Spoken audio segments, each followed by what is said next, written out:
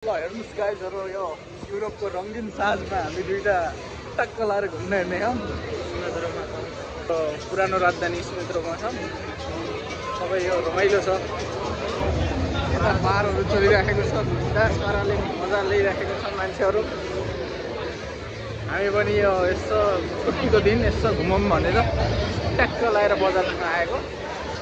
अब चामल किनेर जानुपर्छ रुमतिर अहिले चाहिँ अरु केही किन्दैन मामले यहाँ चामल किन्ने भनेर आएको यसो हेरौँ न त यो बजार हाम्रो नजिकको बजार भनेर टक्क लागेर हिँडेर नेपालीको चामल खाने लाने भात खाने जाने चामल त किन्नै पर्यो त्यही त अहिले रातिको चाहिँ 9 बजेको छ धेरै कति बजे हेर्नु त एकचोटि 9:30 बजे छ तर उज्यालै छ भर्खरै साँझ परेको रंगीन साँझ छ रमाइलो छ युरोपको लागि हामी यस्तै घुम्दैछौँ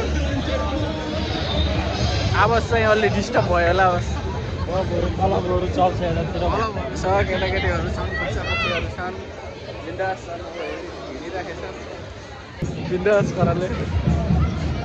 बाजा बजिराखेको छ अगाडि बिहा छैन त्यही पनि बाजा बजिराखेको छ इन्डियन बाजा बजाएको इन्डियन बाजा बजेछ त्यही पनि यहाँ फेरि युरोपको बाजा